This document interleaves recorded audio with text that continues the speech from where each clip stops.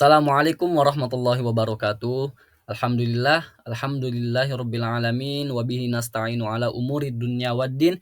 Wassalatu wassalamu ala asyrafil anbiya'i wal mursalin sayyidina Muhammadin wa ala alihi wa sahbihi ajma'in amma ba'du.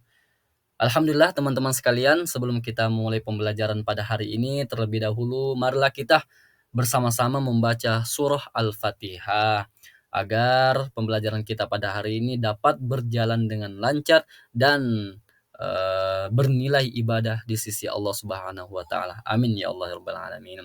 Ala hadhihi niyya wa ala kulli niyatin shalihah. Al-Fatihah. A'udzubillahi minasyaitonir rajim. Bismillahirrahmanirrahim. Alhamdulillahirabbil alamin. Ar-Rahmanir Rahim. Maliki yaumiddin. Iyyaka na'budu wa iyyaka nasta'in. Ihdinas siratal mustaqim. Shiratal ladzina an'amta 'alaihim ghairil maghdubi 'alaihim waladdallin. Baik teman-teman sekalian, pada kesempatan kali ini kami selaku pemateri ingin memaparkan materi tentang masa pemerintahan Khulafaur Rasyidin, dalam hal ini Khalifah Abu Bakar As-Siddiq dan Umar bin Khattab radhiyallahu an. Oke, teman-teman sekalian, sebelum kita masuk ke pembahasan, yaitu ke pembahasan tentang Khalifah Abu Bakar As-Siddiq dan Umar bin Khattab, terlebih dahulu kita harus tahu apa sih pengertian dari Khulafaur Rasyidin itu, dan ada berapa orangkah yang termasuk Khulafaur Rasyidin dan siapa saja. Nah, Khulafaur Rasyidin merupakan pemimpin pengganti Rasulullah dalam berjuang menegakkan Islam dan mengatur kehidupan kaum muslimin. Khulafaur Rasyidin adalah 4 orang yang terpilih dari kalangan sahabat Rasulullah Shallallahu Alaihi Wasallam. Siapa sih ya 4 orang yang terpilih sebagai Khulafaur Rasyidin ini? Nah, yang termasuk 4 orang Khulafaur Rasyidin, yang pertama Abu Bakar As-Siddiq radhiyallahu an, kemudian yang kedua Umar bin Khattab, kemudian yang ketiga Utsman bin Affan, kemudian yang terakhir Ali bin Abi Thalib. Nah, itulah orang-orang yang terpilih sebagai Khulafaur Rasyidin. Ya, baik teman-teman sekalian, pada penjelasan sebelumnya telah dijelaskan bahwa ada 4 orang yang termasuk Khulafaur Rasyidin. Nah, salah satunya adalah Abu Bakar As-Siddiq. Sebelum kita menjelaskan tentang sejarah singkat Abu Bakar As-Siddiq ini, terlebih dahulu kita harus mengenal siapa sih Abu Bakar itu, nama aslinya siapa gitu ya. Jadi Abu Bakar As-Siddiq adalah khalifah pertama sepeninggalan Nabi Muhammad Sallallahu Alaihi Wasallam. Nama asli dari Abu Bakar As-Siddiq adalah Abdullah bin Utsman bin Amir bin Ka'ab bin Sa'ad bin Taim bin Murrah bin Ka'ab bin Lu'ay bin Ghalib Al-Quraisy At-Taimi. Nah, itu adalah nama asli dari sahabat Khalifah Abu Bakar As-Siddiq sebelum masuk Islam. Kemudian mungkin dari teman-teman sekalian ada yang bertanya, kenapa sih Abu Bakar itu mendapat gelar As-Siddiq? Ya, gitu ya. Jadi Abu Bakar mendapat gelar As-Siddiq karena ia membenarkan Rasulullah dalam banyak hal, dalam banyak peristiwa, termasuk ketika Rasulullah SAW Isra Mi'raj dari Baitul Maqdis sampai ke Sidratul Muntaha.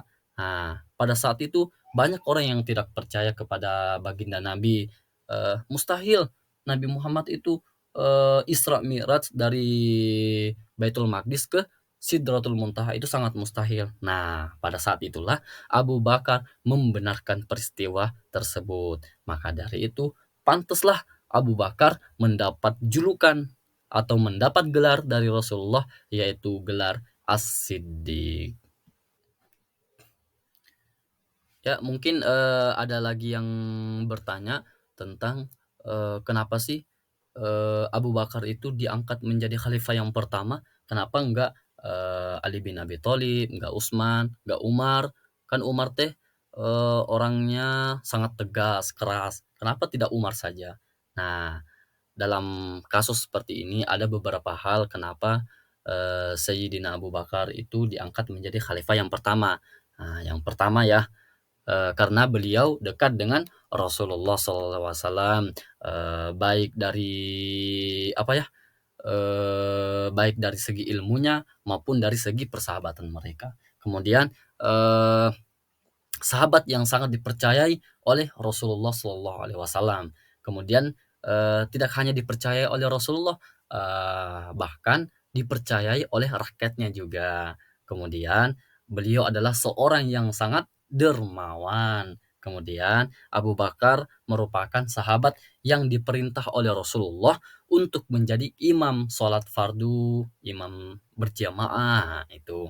Kemudian yang terakhir, Abu Bakar ialah orang yang pertama kali masuk Islam. Jadi pantas saja Khalifah Abu Bakar ditunjuk untuk menjadi khalifah yang pertama di muka bumi ini, karena beliau adalah orang yang pertama kali menemani Rasulullah eh, saat masuk Islam. Dia adalah orang yang pertama kali masuk Islam. Jadi gitu ya. Eh, Baik teman-teman yang saya muliakan, kita lanjut ke pembahasan berikutnya tentang karakter Khalifah Abu Bakar As-Siddiq. Di sini ada beberapa karakter yang dimiliki oleh Sayyidina Abu Bakar, di antaranya iman yang teguh. Bagaimana sih implementasi dari keimanan seorang Abu Bakar ini? Nah, yang pertama, beliau tidak pernah menyekutukan Allah Subhanahu wa taala, taat menjalankan ibadah sebagai wujud cinta kepada Allah Subhanahu wa taala, mencintai Rasulullah dengan menjalankan sunnah-sunnahnya, meyakini bahwa semua yang terjadi dalam kehidupan adalah atas kehendak dan izin dari Allah Subhanahu wa taala. Kemudian karakter yang selanjutnya, ilmu pengetahuan yang sangat luas. Bagaimana sih penerapan dalam kehidupan sehari-hari ilmu dan pengetahuan yang sangat luas yang dimiliki oleh Abu Bakar ini? Yang pertama, beliau mampu mengoptimalkan waktu untuk senantiasa menambah ilmu pengetahuan, memiliki rasa keingintahuan yang sangat tinggi, kemudian tidak cepat merasa puas dan selalu optimis. Kemudian karakter yang selanjutnya, selalu membenarkan ucapan Rasulullah. Pada pembahasan sebelumnya telah dijelaskan bahwa ketika Nabi Muhammad SAW Isra Mi'raj dari Baitul Maqdis sampai ke Sidratul Muntaha, kan banyak orang-orang yang tidak percaya kepada beliau. Mustahil dalam satu malam Rasulullah Isra Mi'raj dari Baitul Maqdis sampai ke Sidratul Muntaha, itu sangat mustahil. Nah, pada saat itu Khalifah Abu Bakar membenarkan peristiwa tersebut. Kemudian karakter yang selanjutnya, Khalifah Abu Bakar dikenal dengan orang yang gemar menolong, suka menolong terhadap sesama. Bahkan beliau pun pernah memerdekakan seorang budak. Di antara budak yang pernah beliau merdekakan, yaitu diantaranya Bilal bin Rabah, kemudian Amir bin Fuhaira, kemudian Ummu Ubais, dan masih banyak lagi yang lainnya yang beliau merdekakan. Jadi beliau dikenal sebagai orang yang gemar menolong. Kemudian sifat atau karakter yang selanjutnya, tawadu atau rendah hati. Jadi Khalifah Abu Bakar memiliki karakter yang tawadu atau rendah hati, berbeda dengan Khalifah Umar bin Khattab yang memiliki karakter sangat tegas, keras, dan lain sebagainya. Nah, Khalifah Abu Bakar ini hanya mohon maaf, Khalifah Abu Bakar ini memiliki karakter tawadu atau rendah hati. Bahkan ketika beliau menjadi khalifah pertama pun, beliau tidak pernah merasa sombong, tidak pernah merasa angkuh. Nah, bahkan dalam pidato politiknya beliau pernah mengatakan bahwa dia tidak segan-segan untuk meminta bantuan kepada orang-orang, kemudian tidak segan-segan meminta maaf ketika beliau melakukan kesalahan.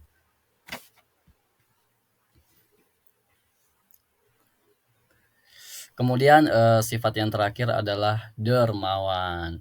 Jadi seorang Abu Bakar memiliki sifat dermawan yang sangat luar biasa. Beliau sering mengeluarkan hartanya untuk membantu kepentingan Islam dan kaum muslimin. Salah satu contoh sikap kedermawan Abu Bakar ini ketika beliau adalah ketika beliau menyumbangkan seluruh hartanya untuk membantu perang Tabuk. Pada saat itu Rasulullah Shallallahu Alaihi Wasallam bersabda, siapa yang telah memberikan hartanya atau bantuan kepada Allah pada hari ini, maka Abu Bakar menjawab, saya ya Rasulullah, saya telah eh, menyumbangkan atau mensedekahkan hartaku ke jalan Allah Subhanahu wa taala. Mungkin cukup yang dapat saya sampaikan. Materi selanjutnya insyaallah tentang eh, sejarah singkat tentang Khalifah Umar bin Khattab yang insyaallah akan disampaikan oleh Mang Halim. Assalamualaikum warahmatullahi wabarakatuh.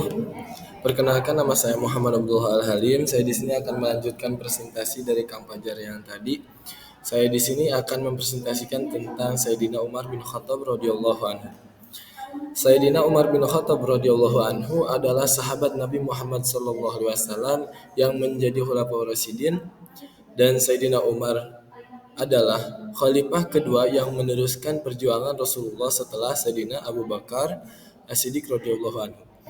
Sayyidina Umar menjadi Khulafaur Rasyidin selama 10 tahun pada tahun 634 sampai 644 Masehi atau tahun 13 sampai 23 Hijriah.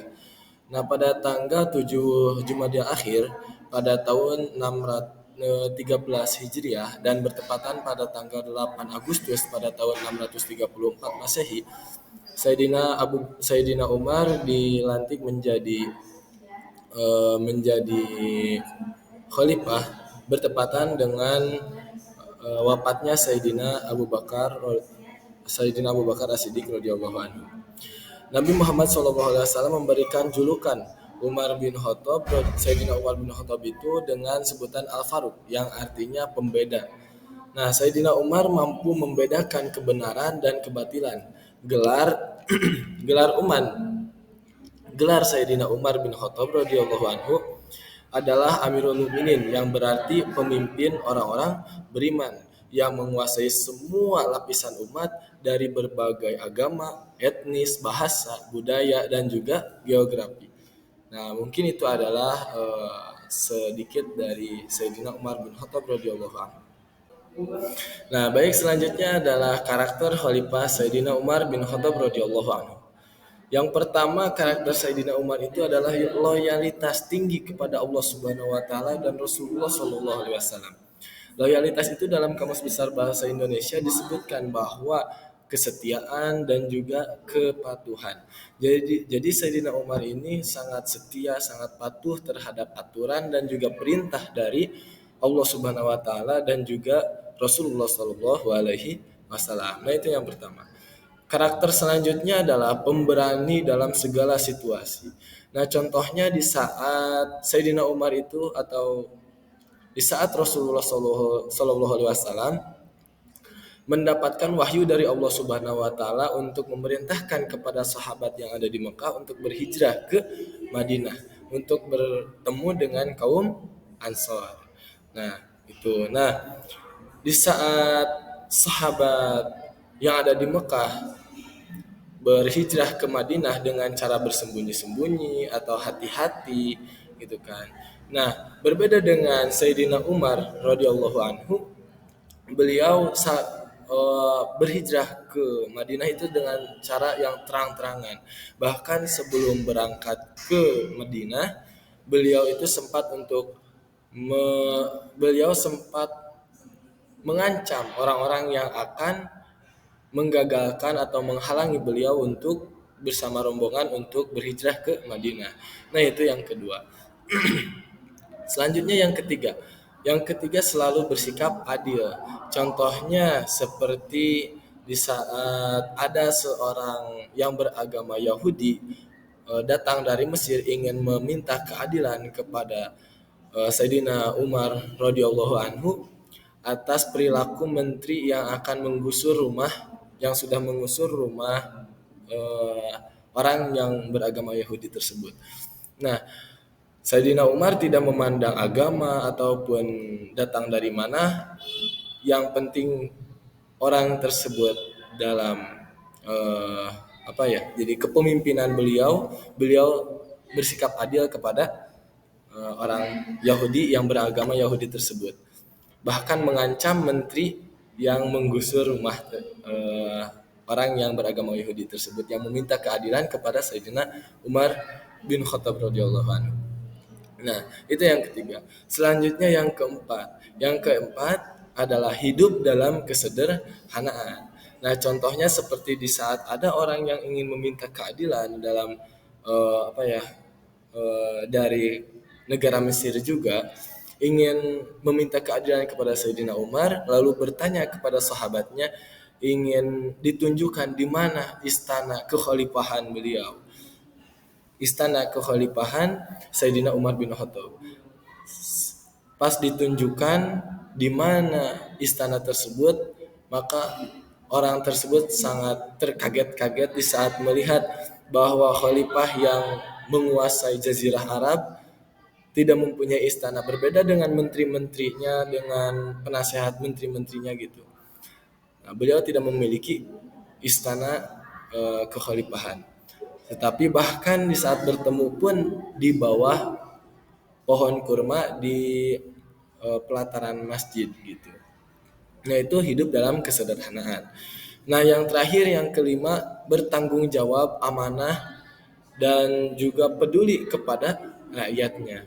Nah, contohnya seperti di saat pembaiatan Sayyidina Umar bin Khattab radhiyallahu anhu, dalam pidatonya beliau berkata, demi Allah seandainya seekor kambing saja mati sia-sia di negeri Irak, pasti pasti aku akan gemetar. Karena apa? Karena takut dimintai pertanggungjawaban oleh Allah Subhanahu wa taala. Nah, mungkin itu adalah karakter sedikit yang saya akan sampaikan tentang karakter Khalifah Sayyidina Umar bin Khattab. Nah, tetapi masih banyak lagi gitu ya. Nah, tapi yang saya sampaikan cuma sedikit. Ya, mungkin dari saya cukup sekian. Assalamualaikum warahmatullahi wabarakatuh.